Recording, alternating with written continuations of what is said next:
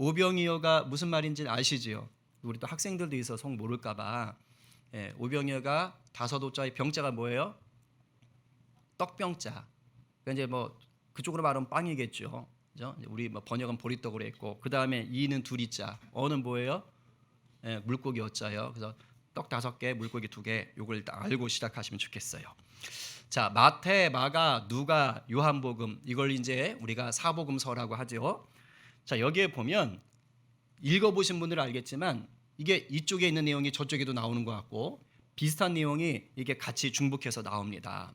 자, 그런데요, 4개의 복음서 전체에 다 걸쳐서 나오는 사건은 또 그리 많지 않아요. 그러니까 4개 복음서 중에 뭐 2군데 같이 나오든가 3군데 같이 나오든가 이런 거는 좀 되는데, 마태, 마가, 누가, 요한복음의 전체가 똑같은 사건이 다 나오는 것은 몇 개 없어요. 딱 3개 있어요. 딱 3개. 자, 4군데 다 똑같이 나온다라는 것은 그만큼 중요한 거예요, 덜 중요한 거예요? 물론 성경은 다 중요하지만 사건적으로 볼 땐 굉장히 중요하다고 여겼다는 거죠. 자, 3개가 딱 나와요. 2개는 쉽게 맞출 수 있어요. 하나는 쉽게 찍을 수 있어요. 자, 2개. 기독교가 기독교 되기 위해서 가장 중요한 사건 2개. 뭐죠? 십자가하고 부활. 그렇죠. 다 천재들이야. 신학교 안 가도 돼. 그죠? 십자가 부활 사건은 마태, 마가, 누가, 요한복음에 다 나와요. 자, 그 다음에 마지막 하나가 남았어요. 요건 잘 찍을 수 있어요. 오늘 제가 왜 이 질문을 하는지를 알면 되죠. 화면에 저렇게 떠 있기도 하고 그러네. 그죠? 자, 무슨 사건입니까? 오병이어 사건이요. 12바구니 이러면 좀 헷갈리시. 오병이어 사건이요. 이게 마태, 마가, 누가, 요한복음에 다 나오는 거예요. 그러니까 오늘 이제 아셨죠? 딱 3가지가 등장하게 된다라는 거예요. 굉장한 사건이지요. 기적 사건입니다. 떡 5조각이랑 물고기 2마리 가지고 몇 명을 먹인 겁니까? 성경에 이제 5,000명 이렇게 얘기됩니다. 근데 이게 남자만 카운트하는 거예요. 그래서 최소 맨 떡 갖다 준 애가 애니까 최소 아이들과 여자들까지 합치면 최소 10,000명 이상이다. 뭐 많이 잡으면 뭐 20,000명, 30,000명도 잡아요. 그러니까 최소 10,000명 이상의 사람들에게 예수님이 기적을 베푸셔서 사람들을 먹이신 그런 사건입니다. 성경 저자들이 성령의 감동을 받았을 때 이건 꼭 넣어야 돼라고 생각해서 실었던 거예요. 자, 그러면 왜 이 오병이어 사건은 복음서 저자들이 모두 다룰 정도로 중요했을까요? 혹시 예나 지금이나 먹고 사는 문제가 너무너무 중요해서 그래서 이 문제를 다뤘을까요? 굉장히 중요하죠. 먹고 사는 문제. 그렇죠? 여러분, 대선이 됐든 총선이 됐든 후보자들이 제일 앞장서서 우선순위로 내거는 게 뭡니까? 먹고 사는 문제예요. 공약의 최우선은 일단 먹고 사는 문제, 경제 문제예요. 저희 집에서 교회 왔다 갔다 하는 길에 보면 그 여야 국회의원들 이름으로 걸린 현수막들이 좀 있습니다. 그런데 그 공통적으로 붙어 있는 글귀가 있어요. 민생에 우선하겠다는 거. 민생에 우선. 여러분, 민생에 우선한다는 게 뭡니까? 먹고 사는 문제에 거기에 신경 쓰겠다는 거예요. 그러니까 그만큼 우리가 먹고 사는 문제는 굉장히 중요한 이슈라는 것을 우리가 부인할 수가 없어요. 자, 그렇다면 이 복음서는 우리가 먹고 사는 문제를 중요하게 생각해서 그래서 우리에게 너무너무 중요하니까 오병이어를 4군데에다 다 집어넣어놨을까요? 단순히 먹고 사는 문제 때문에? 그건 아닙니다. 오병이어는 우리에게 먹고 사는 문제 중요하지요. 그래서 다 넣었지요. 그러나 그렇게 중요한 먹고 사는 문제보다 더 중요한 게 있다. 이 말을 하고 싶은 거예요.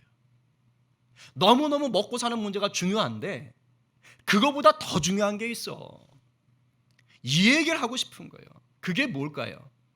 오늘 말씀을 좀 하나하나 풀어가면서 주님이 우리에게 주시고자 하는 그 놀라운 비밀을 좀 우리가 들었으면 좋겠어요.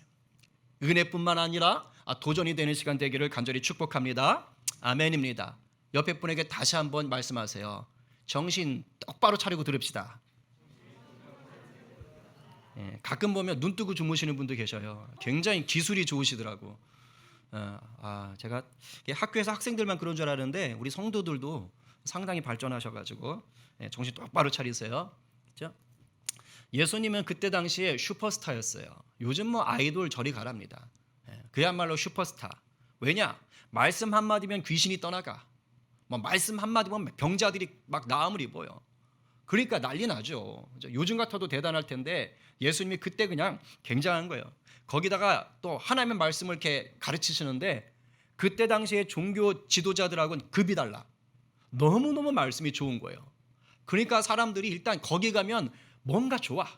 그래서 막 우르르 사람들이 예수님을 따라다녔습니다. 그야말로 슈퍼스타예요.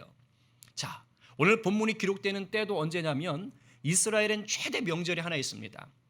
애굽을 떠나온 날을 기념하며 하나님이 지정하신 명절이죠. 무슨 절? 유월절입니다. 유월절은 이스라엘의 최대 명절이에요. 그래서 유월절이 얼마 남지 않은, 아마 며칠 남지 않은 때였던 것 같습니다. 예수님이 갈릴리 바다, 이스라엘 지도 놓고 길쭉한 지도 보면 위쪽에 있습니다. 갈릴리 바다 건너편으로 예수님이 가셨어요. 그쪽 산으로 가셨는데 요한복음에 우리 본문에는 산이라고 되어 있고 마태마가 누가복음에 보면 빈들이라고 되어 있습니다. 아마도 야트막한 산에 넓은 평지 같은 개념이 있었던 것 같아요. 예수님이 왜 거길 가셨느냐? 쉬러 가셨어요. 왜냐하면 사람들이 하도 쫓아다니니까 아유 좀 사람들 없는 곳에 좀 조용한 곳에 좀 가서 쉬어야겠다. 그래가지고 갈릴리 건너편에 배 타고 가셔서 그쪽에서 좀 쉬려고 이 산 쪽으로 올라가신 겁니다. 자, 그런데 사람들이요 슈퍼스타를 가만둡니까 안 둡니까? 안 둬요. 예수님이 저쪽으로 가신데 이 소문이 쫙 퍼지니까 또 우르르 몰려오는 겁니다. 그래가지고 그 산까지 사람들이 엄청 많이 온 거예요. 몇 명? 최소 10,000명 이상. 지금도 10,000명 이상 모이면 굉장하잖아요. 그런데 그때 당시 별로 인구도 없을 때 그렇게 죄다 모인 겁니다. 그래서 거기까지 또 쫓아온 거예요. 그러니까 예수님이 쉬질 못하시고 또 그곳에서도 병자들을 고쳐주시고 하나님 나라의 말씀을 전하시는 거예요. 그런데 너무너무 열심히 듣는데 세상에 해가 떨어지기 시작했네. 날이 저물어 가는 거예요. 이제 저녁을 해결해야 될 시간인 것입니다. 근데 제가 몇 번 얘기했지만 학자들 얘기로는 이때 당시는 다 가난한 거예요, 사람들이. 그러니 보통 사람들이 하루에 한 끼를 먹었다 그래요. 한 끼. 자, 그러면 이제 이 저녁 시간에 밥을 못 먹으면 어떤 사람이 생길 수 있어요? 저녁에 한 끼 먹는 사람은 그 저녁 못 먹으면 하루를 온종일 굶어야 되는 그런 일들도 벌어지는 거죠. 근데 예수님이 그 많은 사람들 딱 보고 있자니 다 가난하게 사니까 뭐 예수님도 가난하셨지만 너무 불쌍하셨던 거예요. 그래서 예수님 속으로 마음을 먹습니다. 안 되겠다. 이 사람들을 다 먹여야겠다. 이제 이 생각을 하셨어요. 그리고선 내가 이제 하나님의 은혜로 기적을 베풀어야겠구나. 이 생각을 하고 있는데 이 상황 속에서 즉시 기적을 베풀지 않으십니다. 이런 상황에서도 제자들을 훈련하십니다. 예수님의 12 제자 중에 빌립이 있었어요. 아마도 다른 복음서와 달리 여기 이름이 빌립이라고 딱 나오는데 총무 역할을 했던 것 같아요. 총무, 뭐 행정적인 업무 이런 걸 맡았던 것 같아요. 주님이 빌립을 딱 불러서 야, 이 많은 사람들에게 저녁을 먹이려면 어디 가서 뭘 사야 되냐? 어떻게 해야 돼? 라고 물어보십니다. 오늘 본문 5절에 하반절에 빌립에게 이르시되 우리가 어디서 떡을 사서 이 사람들을 먹이겠느냐 하시니. 근데 성경에 뭐라 그럽니까? 예수님이 어디 가서 떡을 사야 될지 몰라서 물으신 게 아니라는 거예요. 예수님은요 빌립이 어떤 식으로 나올지를 이미 알고 계셨어요. 그래서 일부러 물으신 거예요. 6절에 이렇게 말씀하시면 친히 어떻게 하실지를 아시고, 누가? 빌립이 어떻게 반응할지를 아시고 빌립을 뭐 하고자? 시험하고자 하심이라. 테스트 하시는 거예요. 테스트. 7절 말씀. 자, 빌립이 어떻게 대답합니까? 같이 읽어봅시다. 시작. 빌립이 대답하되 각 사람으로 조금씩 받게 할지라도 200데나리온의 떡이 부족하리이다. 아멘. 자, 저거 그냥 띄워주세요. 여러분 생각엔 지금 이 빌립이 예수님의 질문에 대답한 게 어떤 것 같습니까? 자, 빌립은 현실 상황을 전혀 파악하지 못하는 엉뚱한 대답을 했다. 미련한 대답을 했다. 이 수많은 사람들을 공경에 처하게 만들 만한 아주 나쁜 생각을 하고 있다. 그렇습니까? 전혀 그렇지 않습니다. 전혀 그렇지 않아요. 지금 빌립은요, 정말로 현실적이고 정말로 합리적이고 정말로 이성적인 대답을 하고 있어요. 그야말로 100점짜리 대답이에요. 그러니까 이럴 만한 능력이 됐던 사람인 거예요. 예수님이 딱 물어볼 때 빌립이요, 쫙 이미 벌써 사람들 대충 딱 보는 거, 아, 몇 명 정도 되겠구나. 우리 식으로 말하면 계산기 두드린 거예요. 아, 최소 10,000명.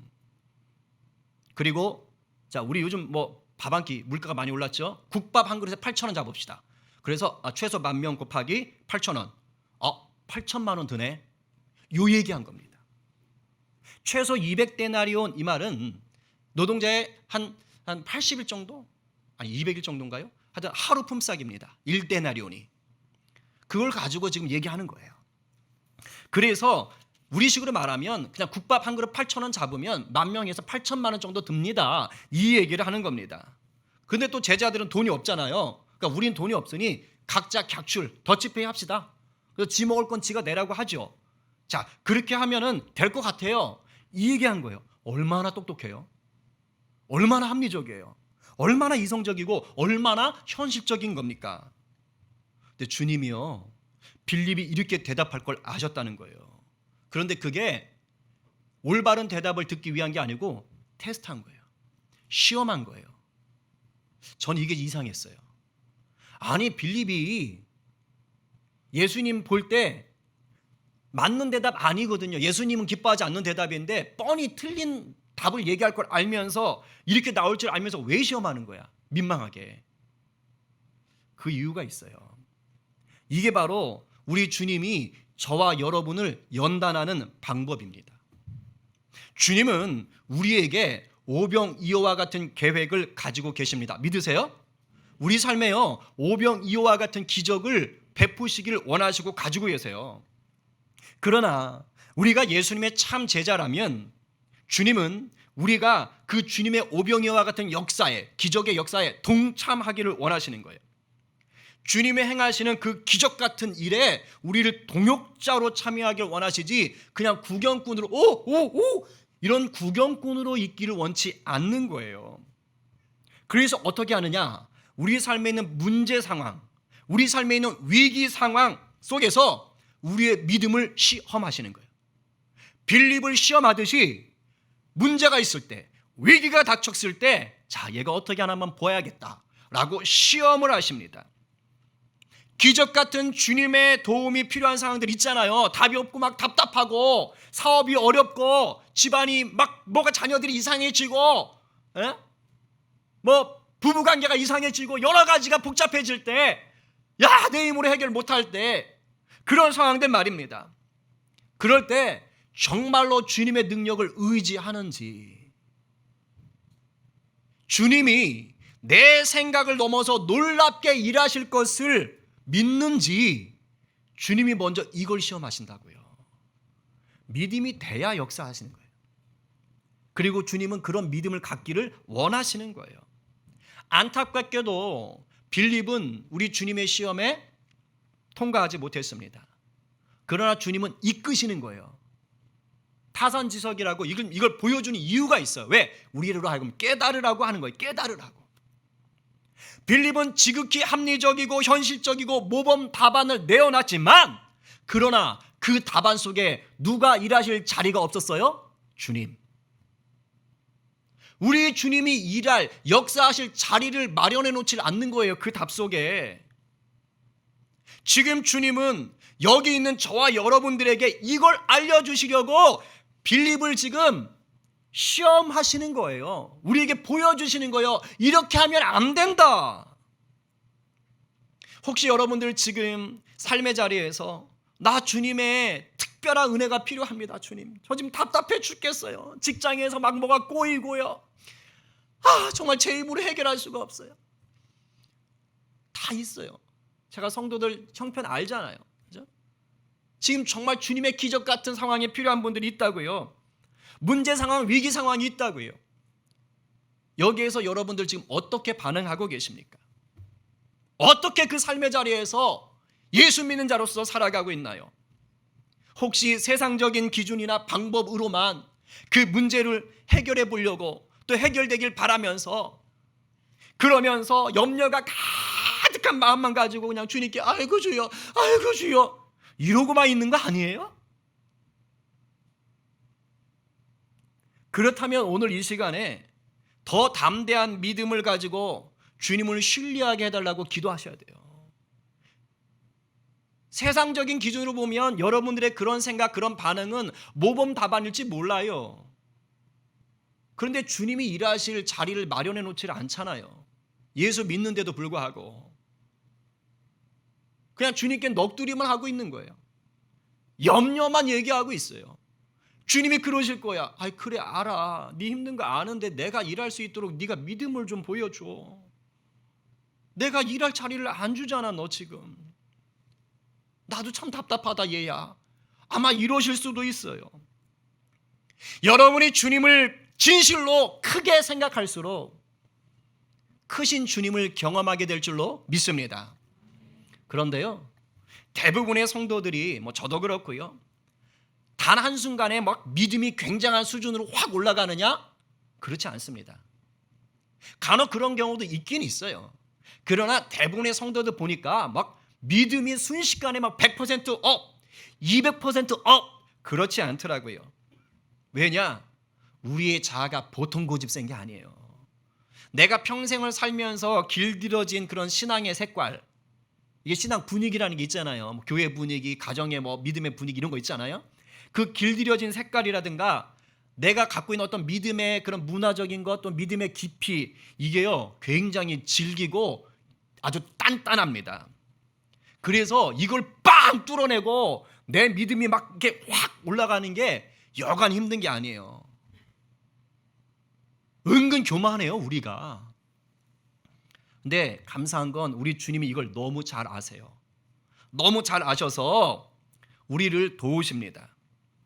어제보다는 오늘이 좀 더 성장하는 자로 나아올 수 있도록 우리 주님이 계속해서 원하세요.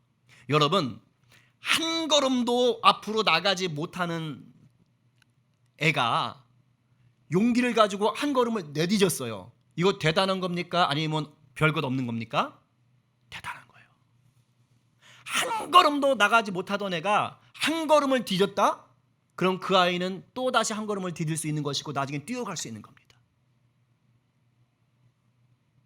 주님이요 우리에게 처음부터 엄청나게 달리기를 하라 그러고 요즘 우리 딸 막 이렇게 체육 하고 와서 아빠 오늘 넓이뛰기 190 뛰었어 막 이러는데 순식간에 2m 뛰고 이거 원하는 거 아니에요. 네가 평상시 지금까지 믿음으로 단 한 걸음도 내딛지 못하고 그냥 현실주의자로만 살았다면 오늘 한 걸음 디뎌보자. 우리 주님이 이렇게 인도하시는 것입니다. 많은 경우는요 이런 식으로 믿음이 자라갑니다. 그래서 교회 생활이 중요한 거예요.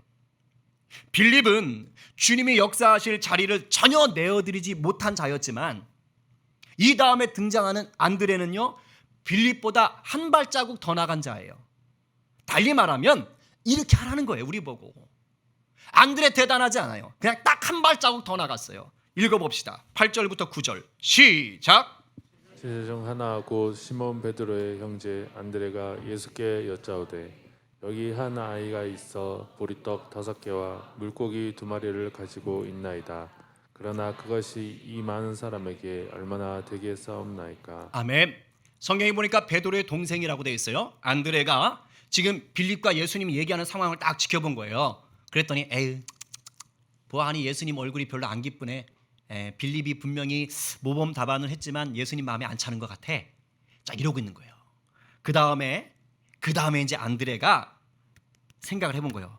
그래도 우리 주님이 좀 대단하신 분이잖아.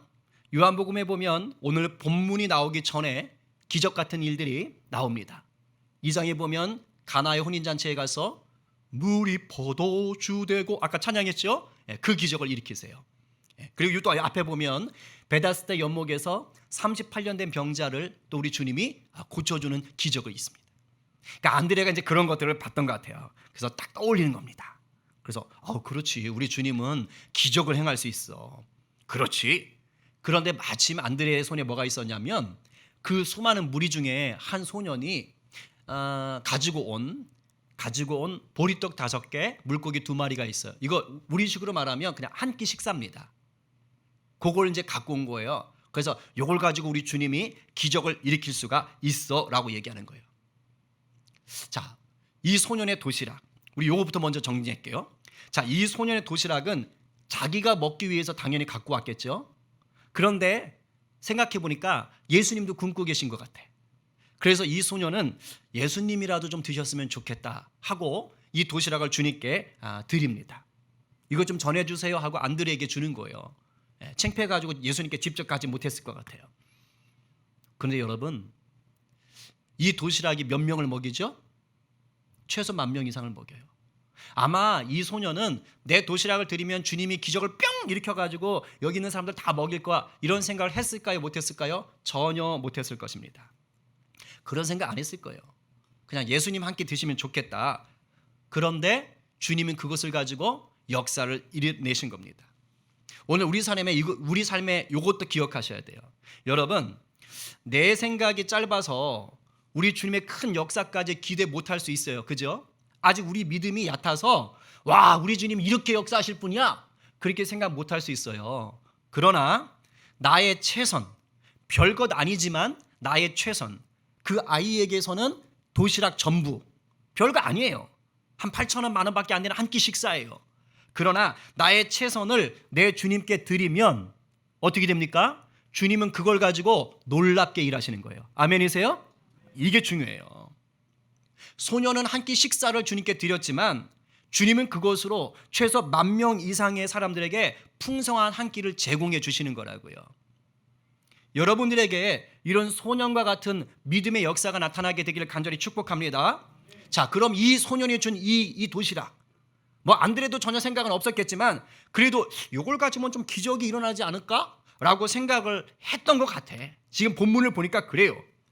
그런데 여기에도 한계가 있어요.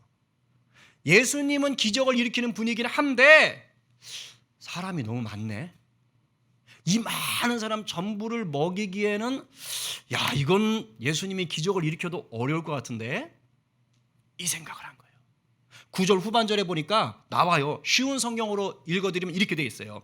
이것만 가지고 이렇게 많은 사람을 어떻게 먹이시겠어요? 이렇게 물어보는 거예요. 그러니까 도시락, 예수님 저기 애가 요거 도시락 갖고 갔어요. 우리 기적을 잘 하시죠, 기적. 근데 예수님이 사람 엄청 많아요. 이거 갖고 다 먹일 수 있겠어요, 예수님? 요래고 물어보는 거예요. 나름 안드레도 나름 예수님의 능력을 알았지만 여기서 또 현실적인 문제가 들어오는 거예요. 자기가 가나의 혼인잔치에 예수님이 물이 포도주되는 기적을 경험했지만 가나 혼인잔치에 사람이 오면 몇 명이나 왔겠어요? 그때 당시로 얘기하면 한 100명 모였겠죠. 그죠? 근데 지금은 최소 10,000명 이상입니다. 너무 많아, 사람들이 너무 많아. 그리고 결정적으로요, 가나 혼인잔치 때는 물 항아리 있잖아요. 물 항아리에 채울 수 있는 물이 풍부했어요. 물이 부족하지 않았다고요. 그러니까 그냥 갖다 물 부어놓고 바꾸시기만 하면 되는 거잖아요. 근데 지금은 똘랑 도시락 하나요. 이러니 빌립이 생각해도 우리 예수님 기적은 행하시지만 이건 너무 많다. 상식적으로 너무 많아. 우리 주님 그 정도 하실 수 있을까? 이런 생각을 한 겁니다. 근데 여러분, 여러분이 주님을 걱정할 처지는 아니신 것 같아요. 달리 말하면 주님은 우리가 걱정해 드려야 될 그런 존재가 아니십니다. 우리 주님은 말씀으로 천지를 창조하신 분이에요. 할렐루야. 불가능이 없어요. 크신 내 주님. 그다음 뭐였지? 강하신 주님. 그죠? 여러분들 찬양 고백했잖아요. 우리 주님은 불가능이 없으세요. 완전한 아무것도 없는 것에서 천지를 창조하시는 완벽한 세상을 창조하신 분이 여러분과 저의 주님이신 줄로 믿으시기 바랍니다. 그러니 주님 걱정하지 마세요. 아셨어요? 물론 이 상황에서 우리 안드레가 위대하신 주님이시여 라고 믿고 이런 고백을 했으면 예수님이 예스! 내가 원하는 대답이야 했겠죠. 예를 들면 주여, 여기 보리떡 5조각과 물고기 2마리가 있습니다. 주님은 하실 수 있습니다. 주님은 능히 기적을 베푸셔서 이 수많은 자들을 배불리 먹일 수 있는 분이십니다. 주여! 이랬으면 주님이 야, 너 진짜 믿음 좋다, 짱이다, 야, 이러셨을 거예요. 그렇죠? 뭐 주님이 우리 믿음이 그렇게 되기를 원하실 수도 있어요. 그러나 잘 들으세요. 그런 믿음이 없어도 우리 주님 우리를 사랑하십니다. 아멘이세요? 아멘이에요. 우리가 한순간에 그런 큰 믿음으로 나가지 못할 수 있어요. 그러나 우리가 연약하면 연약한 대로 우리가 어린아이 같은 믿음이어도 그 어린아이 같은 믿음 속에서 주님을 신뢰하는 만큼 주님은 또 우리를 들어서 사용하시는 줄 믿으시기 바랍니다. 아멘이에요. 애기들이 그러잖아요. 아빠 이거 고칠 수 있어? 이거 되게 복잡하더라.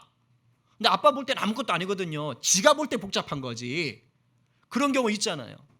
그러니까 우리가 아빠를 신뢰하긴 해. 우리 주님을 신뢰하긴 해. 그러나 세상적인 경험으로 보니까 만만치 않아.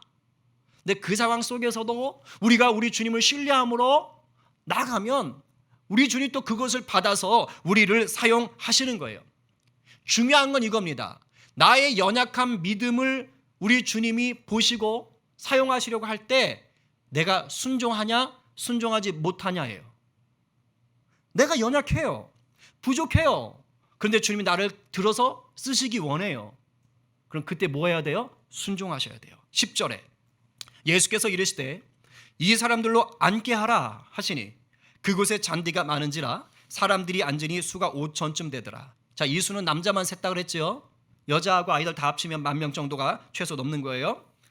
자, 누가복음 그 다음에 마가복음에 보면 좀 더 구체적으로 얘기해요. 예수님이 제자들에게 야, 사람들을 50명씩 100명씩 이렇게 때를 지어서 앉혀, 이렇게 얘기합니다. 그러니까 묶어서 앉히라는 거예요. 근데 이때 제자들이 싫어요. 이렇게 했을까요? 아니에요. 예수님이 기적을 일으킬 거라는 걸 몰랐지만, 이 많은 사람들을 먹일 수 있다는 건 아직 몰랐지만 예수님이 야 50명 100명씩 사람들 좀 모아서 앉혀봐라 했을 때 예, 순종했습니다. 잘 기억하세요. 때론 우리 주님이 행하실 일들 다 이해하지 못할 수 있습니다. 그게 정상이에요. 왜? 우린 피조물이잖아요. 어차피 우린 주님이 행하실 일들을 다 이해할 수 없어요. 내 믿음이 얕아서 온전히 기대하지 못할 수 있어요. 그러나 내 마음에 주님이 어떤 감동 주실 수 있어요. 너 이렇게 했으면 좋겠어. 감동 주실 수 있어요. 그때 내가 일단 순종하는 겁니다.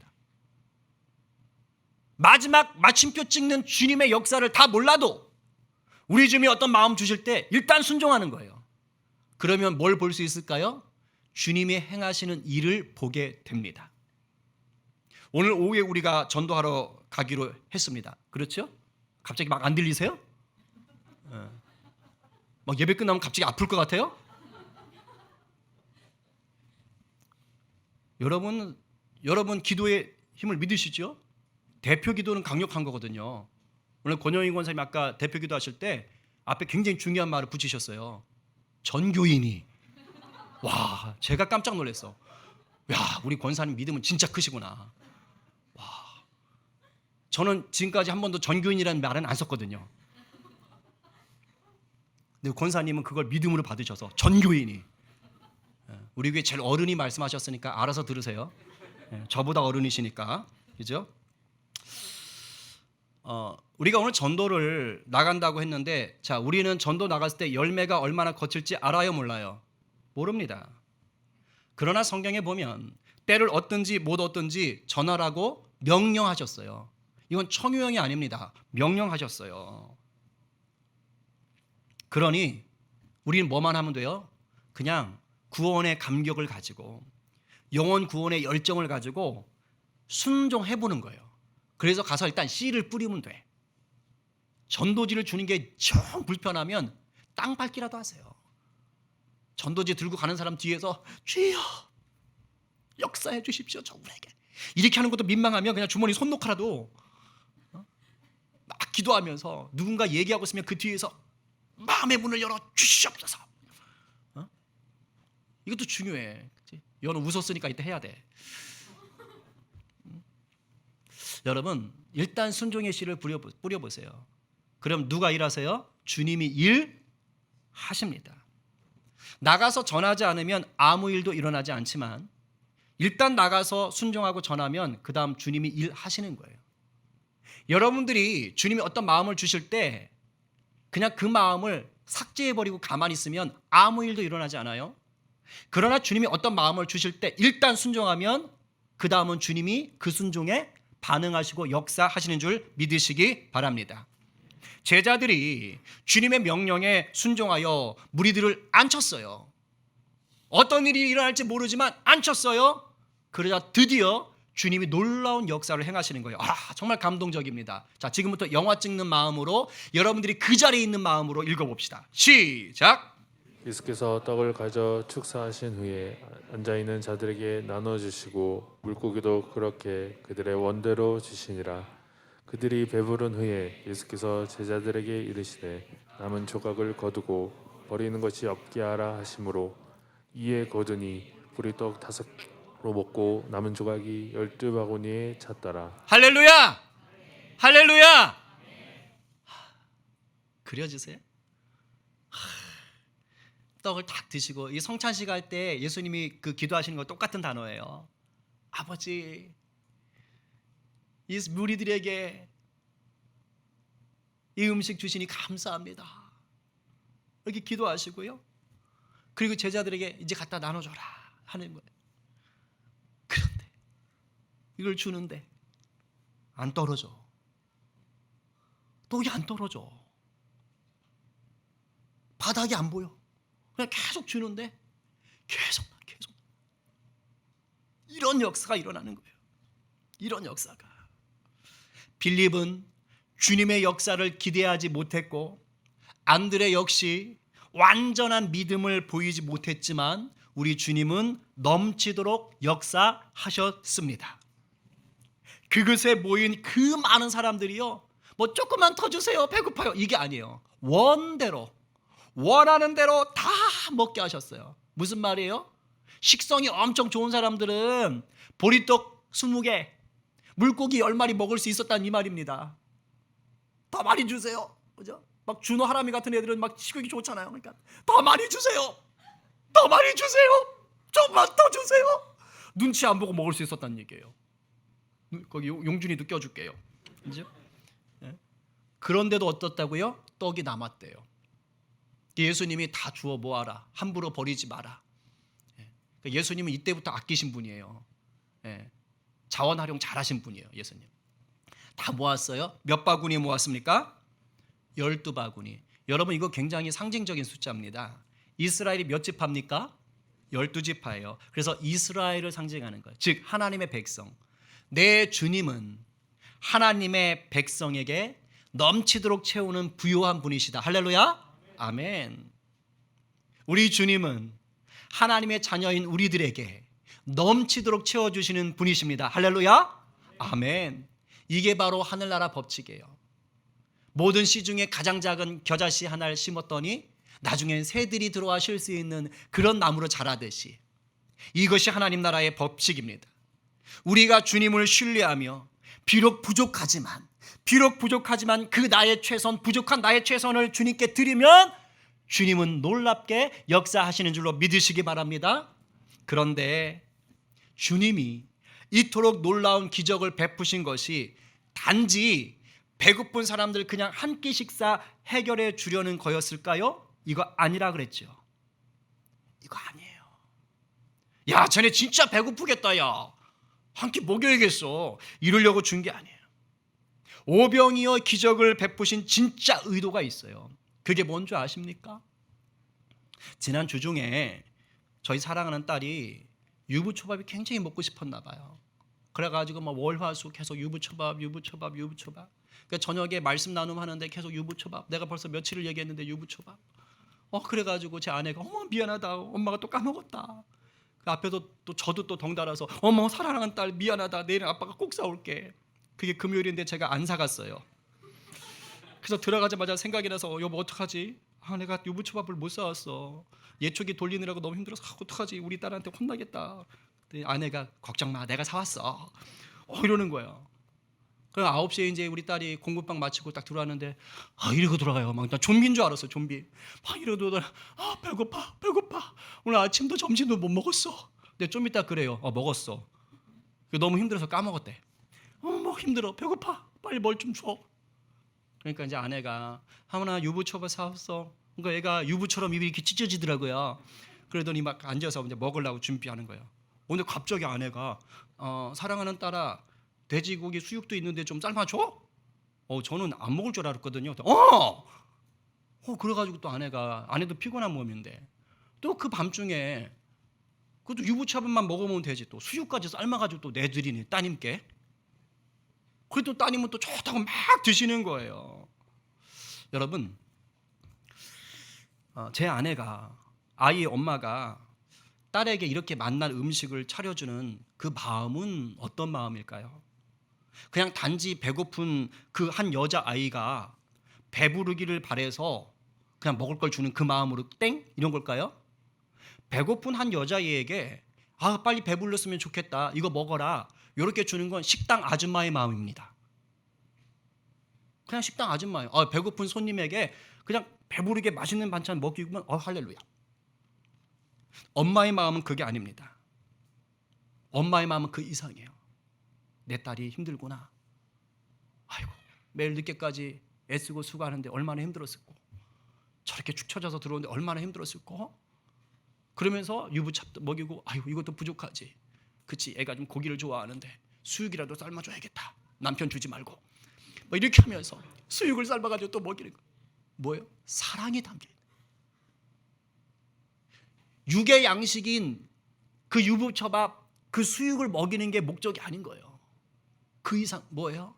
딸을 사랑하는 마음과 엄마와 딸로서, 가족으로서 더 깊은 사랑을 나누기 위한 자연스러운 반응, 자연스러운 사랑의 나눔이고 더 깊은 친밀함으로 들어가기 위한 자연스러운 행동인 거예요. 예수님께서요, 최소 10,000명이 넘는 사람들에게 오병이어의 기적을 베푼 게 바로 이 이유입니다. 단지 배고픈 사람들이 그냥 불쌍해서 배고픈 것들 어떡하면 좋아야, 한 끼 먹여야겠어, 이건 식당 아저씨 마음이요. 그게 아니고 오히려 그 사건을 통해서 이 백성들이 육신의 배부름보다 더 중요한 영혼의 배부름을 알면 좋겠구나. 우리의 영혼을 죄에서 구원하고 천국이라는 영생을 누리게 하는 그 사랑에 배불렀으면 좋겠구나. 예수님께서 우리 영혼을 위한, 내가 이 백성을 위한 생명의 떡으로 왔다는 것을 오늘 이 사건을 통해 좀 알았으면 좋겠구나. 이게 목적이에요. 그래서 6장 오늘 본문 뒤쪽에 가면 예수님이 그 목적을 밝히십니다. 두 구절만 예수님의 마음을 품고 한번 읽어봅시다. 우리 27, 35절 시작. 썩을 양식을 위하여 일하지 말고 영생하도록 있는 양식을 위하여 하라. 이 양식은 인자가 너희에게 주리니 인자는 아버지 하나님께서 인치신 자니라. 예수께서 이르시되 나는 생명의 떡이니 내게 오는 자는 결코 줄이지 아니할 터이요 나를 믿는 자는 영원히 목마르지 아니하리라. 할렐루야. 우리 이 생명의 떡을 다 누리고 계신 분 맞지요? 아멘이에요. 오병이어 기적을 통해서 먹었던 그 보리떡 5개, 물고기 2마리, 그거 놔두면 그냥 썩어 없어져요. 먹고 나면 그냥 배설물로 나오고 마는 거예요. 세상의 양식이고 썩을 양식입니다.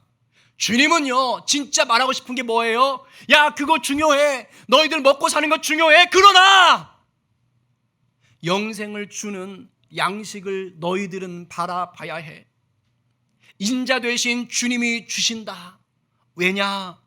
주님이 곧 생명의 떡이기 때문이다. 무슨 말이에요? 십자가에서 내 죄를 대신해 살과 피를 다 죽이신 그분, 나를 위해 부활하신 주님을 믿을 때 영생하는 양식을 먹은 자로 살 수 있다, 이 말입니다. 할렐루야. 아멘이에요. 이제 정리하겠습니다. 우리는요, 이 땅에 사는 동안은 반드시 육의 양식이 필요합니다. 이거 부정하면 안 돼요. 우리 육의 양식 필요해요. 입으로 들어가는 음식 필요하고요. 우리가 생활하기 위한 돈 필요합니다. 그러나 이런 것들이 이 세상에서만 필요한 것들이에요. 육의 양식은 이 세상에서만 필요하다고요. 우리가 영생을 누리는 데는 아무런 도움을 줄 수가 없는 것들입니다. 그렇기에 예수를 믿으면서도 육의 양식에 목숨을 거는 것은요, 믿음 없는 삶이에요. 미련한 행동입니다. 예수님이 주시는 영의 양식으로 배부르지 못한 채로 이 땅의 양식만을 위해서 애쓰며 살면 죄송하지만 이 땅에서도 불행해집니다. 오늘날 이 땅의 육의 양식을 대표하는 게 뭐예요? 돈이에요. 만몬이에요. 우리가 이 돈을 다스리지 못한 채 이 땅의 양식인 이 돈만에 목숨을 걸면 어떻게 되는 줄 아세요? 돈 좀 벌어보면 행복하겠다 싶어서 열심히 돈 벌었는데 그 돈 버느라고 가족끼리 대화 단절되고 사랑 잃어버리고 친밀함도 다 놓친 채 삽니다. 기껏 돈 벌었는데 가족의 사랑이 하나도 없어. 처자식 위해 자녀들 위해 열심히 돈 번다고 돈 벌었는데 가정은 냉랭해. 좀 더 돈 열심히 벌어서 돈 많으면 세상 편하게 살 수 있지라고 죽어라 몸을 아끼지 않고 일했는데 온갖 질병 다 걸려. 그 열심히 번 돈 병원에다 다 갖다 바치고 있어. 이거 행복입니까? 내가 좀 더 육의 양식인 이 돈을 더 많이 벌어서 내가 좀 많이 창고에 쌓아놔야겠다. 그냥 여기 너무 신경 쓰느라고 스트레스가 너무 쌓여. 그러니까 이 스트레스를 풀어보겠다고 술에 손대고 노름에 손대고 게임에 손대고 쇼핑에 손대고 마약에 손대고 음란함에 손댔다가 중독자가 되고 덫에 걸려가지고 인생이 완전히 망가져버려요.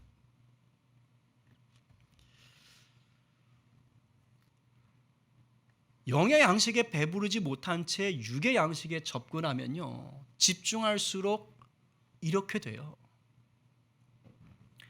우리가 예수의 사람이라면 잊지 마셔야 됩니다. 이 세상 육의 양식들 반드시 필요합니다. 그러나 이 모든 것에 우선하여 필요한 것이 예수님 안에 거하는 삶입니다. 할렐루야. 우리가 예수님 안에 살 때 육의 양식들을 분별력 있게 다룰 수 있고요, 거룩하게 즐길 수 있는 거예요. 똑바로 하셔야 돼요. 예수님 안에 거해야 그 육의 양식들도 분별력을 갖고 즐길 때도 거룩하게 즐기는 거라고. 생명의 떡인 주님으로 배부르셔야 혹 우리 인생에 약함이 있고 실패가 있고 고난이 있어도 이길 수 있는 것입니다. 그렇기에 오병이어 기적은요, 이 세상의 부요함을 위해 네 주님을 찾으라는 말씀이 아니에요. 오병이어 기적은 육의 양식을 넘어 영의 양식으로 배부르게 하시는 내 주님과 친밀함을 누리라는 말씀입니다. 연약하면 연약한 대로, 부족하면 부족한 대로, 있는 모습 그대로의 최선을 우리 주님께 드리라는 말씀이에요. 그러면 우리의 영혼이 진정한 풍요로움을 누릴 수 있다, 이 말씀하는 겁니다. 오늘 누가 비록 작을지라도 나의 최선을 들여 넘치도록 채워주시는 주님의 역사를 경험하시겠습니까? 오늘 누가 육의 양식이 아니라 영의 양식으로 배부르기를 소망하며 생명의 떡으로 오신 우리 주님을 더 갈망하시겠습니까? 이 말씀 앞에서 아멘이요 주님, 내가 내 영혼이 배부르기 원합니다라고 결단하는 저와 여러분 되길 간절히 축원합니다.